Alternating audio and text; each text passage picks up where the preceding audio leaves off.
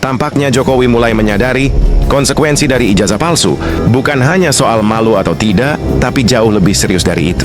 Yaitu, jika ijazahnya terbukti palsu, maka jabatannya menjadi tidak sah. Maka otomatis semua surat hutang yang dibuatnya, yaitu sekitar 20.000 triliun, baik untuk belanja pemerintah maupun untuk keperluan BUMN, menjadi tidak sah, alias menjadi tanggung jawab dia pribadi. Itulah sebabnya dia mulai mengerahkan seluruh kekuatan yang dimilikinya, baik polisi, preman, para menteri, DPR, para pakar hukum, bahkan para buzzernya. Semua saat ini bekerja keras untuk membelanya soal kasus ijazah palsu ini. Itulah sebabnya belakangan ini mulai muncul para pakar-pakar hukum yang membuat counter strike, bahwa sekalipun ijazahnya palsu, semua keputusannya selama jadi presiden adalah tetap sah. Salah satu senjata yang paling sering digunakan buzzer untuk mengcounter narasi ini adalah video dari Mahfud MD. Seolah-olah jika sudah Mahfud MD yang mengatakan, maka otomatis itu menjadi sahih, dan semua fakta hukum langsung gugur bagaikan daun berguguran di taman. Karena itu saya mengajak kita semua untuk melihat quote dari Mahfud MD yang menyatakan sekalipun ijazah Jokowi palsu, semua keputusannya selama jadi presiden adalah sah. Setelah itu nanti kita bahas. Yang hari ini terjadi berlangsung di Jogja, Pak. Beberapa orang mewakili kelompok tertentu mendatangi kampus UGM mempertanyakan ijazah Pak Jokowi. Apa komentar Pak Mahfud? UGM tidak perlu terlibat di urusan itu. Ya, tapi nanti kita bisa bahas. Karena UGM itu yang mengeluarkan ijazah, bukan yang memalsui ijazah. Iya kan? UGM tinggal mengatakan, loh, saya sudah mengeluarkan dulu ijazah ini.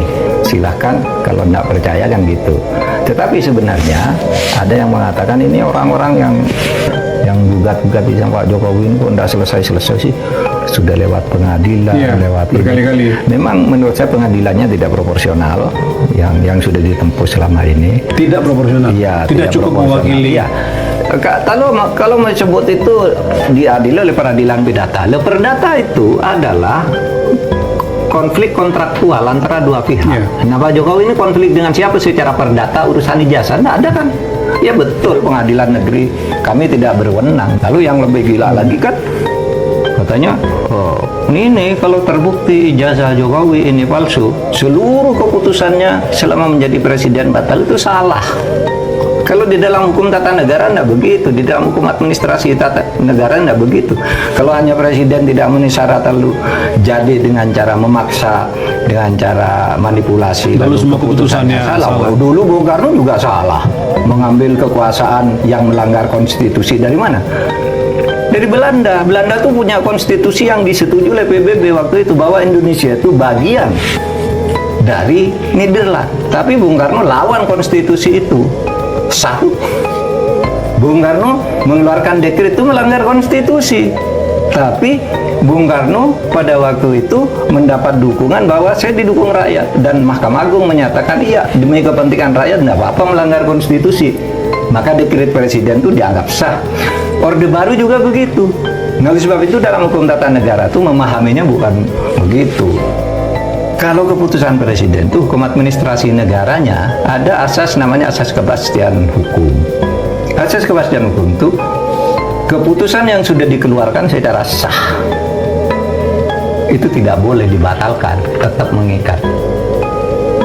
Nanti ada perhitungan ganti rugi, bukan ke misalnya orang yang misalnya ya Pak Jokowi terbukti ijazahnya tidak sah misalnya ya, palsu. Lalu kontra-kontra dengan luar negeri, dengan perusahaan-perusahaan apa itu dan sebagainya, itu batal, nggak bisa dituntut kita secara internasional.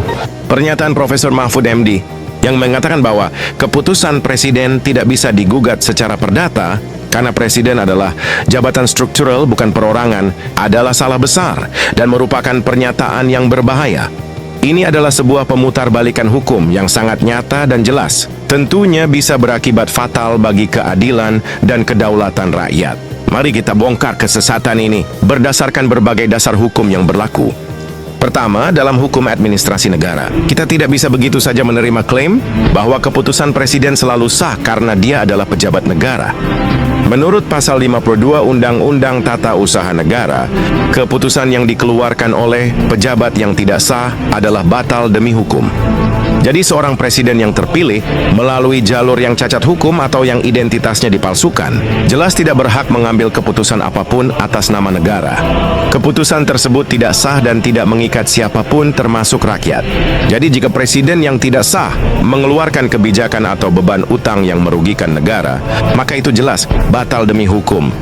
Pernyataan Profesor Mahfud yang menganggap keputusan presiden selalu sah karena status atau jabatannya adalah sebuah penyimpangan yang bertabrakan langsung dengan prinsip dasar hukum administrasi negara. Kita lanjut ke hukum pidana. Jika seorang pejabat negara bertindak dengan cara yang merugikan rakyat dan negara, maka dia berisiko dikenakan pidana penyalahgunaan kekuasaan. Tidak ada satupun alasan yang bisa membenarkan tindakan yang merugikan negara dan rakyat hanya karena posisi jabatan. Pasal 1365 KUH Perdata, siapapun yang menyebabkan kerugian kepada pihak lain wajib mengganti kerugian tersebut. Seorang presiden yang memaksakan keputusan dan menciptakan utang yang besar sehingga negara atau rakyat menanggung beban kerugian tersebut, maka tanggung jawab hukum pidananya tetap ada, terlebih-lebih jika kewenangannya ternyata tidak sah. Profesor Mahfud MD telah menutup mata dengan menyatakan bahwa keputusan presiden tak bisa digugat secara perdata. Padahal hukum pidana dan perdata tetap berlaku kepada siapapun, tidak peduli apapun posisi dan jabatannya. Kemudian mari kita bicara soal Undang-Undang Dasar Negara Republik Indonesia. Dalam pasal 7 Undang-Undang Dasar 1945, presiden hanya bisa menjabat jika dipilih dengan cara yang sah. Jika proses pemilihan presiden tersebut ilegal atau tidak sah, maka jabatan presiden tersebut pun cacat hukum. Jika jabatan presiden tersebut tidak sah, maka semua keputusan yang diambil oleh presiden yang tidak sah ini otomatis menjadi tidak sah, sekalipun proses pemilunya sudah berjalan lama. Profesor Mahfud dengan pernyataannya mencoba untuk mengabaikan prinsip dasar yang jelas tercantum dalam Undang-Undang Dasar 1945 yang menyatakan bahwa keabsahan jabatan presiden adalah dasar untuk dia bisa membuat keputusan atau kebijakan. Jika dia cacat hukum sehingga jabatannya tidak absah, maka otomatis semua keputusannya adalah tidak sah alias batal demi hukum. Dalam hukum perdata pasal 1365 dinyatakan dengan jelas bahwa setiap orang yang menyebabkan kerugian pada orang lain, maka orang itu harus bertanggung jawab untuk mengganti kerugian tersebut. Hukum ini berlaku untuk semua orang, tidak peduli apapun posisi dan jabatannya, sekalipun dia adalah seorang presiden. Maka keputusan untuk menciptakan utang dengan menanggungkan beban kerugiannya pada rakyat, maka sesuai prinsip ini, rakyat berhak untuk menuntut ganti rugi ataupun menolaknya. Pernyataan Profesor Mahfud MD yang menganggap presiden kebal dari tuntutan perdata jelas adalah upaya melawan hukum. Tidak ada satu orang pun, apalagi seorang pejabat negara yang jabatannya adalah mandataris alias pelayan rakyat, bisa kebal dari hukum. Itulah prinsip dasar negara hukum, tidak ada satupun yang kebal. Kemudian mari kita tidak lupa juga tentang hukum internasional, di mana Indonesia sebagai bagian komunitas internasional telah menandatangani berbagai konvensi, seperti konvensi PBB tentang korupsi dan komitmen untuk menegakkan integritas dan akuntabilitas pejabat negara. Negara Indonesia wajib menegakkan standar internasional ini, yang berarti bahwa penyalahgunaan kekuasaan atau tindakan yang merugikan rakyat tidak bisa dibiarkan begitu saja tanpa pertanggungjawaban. Jadi, jika ada presiden yang tidak sah membuat kebijakan yang merugikan rakyat, maka hal itu telah bertentangan dengan komitmen Indonesia dalam menegakkan hukum dan keadilan internasional.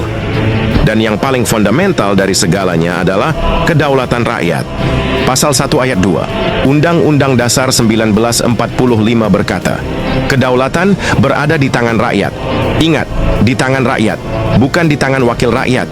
Itu artinya, jika seorang presiden bersama DPR membuat kebijakan yang merugikan rakyat, padahal rakyat tidak menghendakinya, maka itu adalah pelanggaran terhadap kedaulatan rakyat.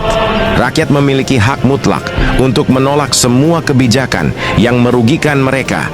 Itulah hakikat dari kedaulatan rakyat. DPR bukan rakyat. Mereka hanya pembantu rakyat alias wakil.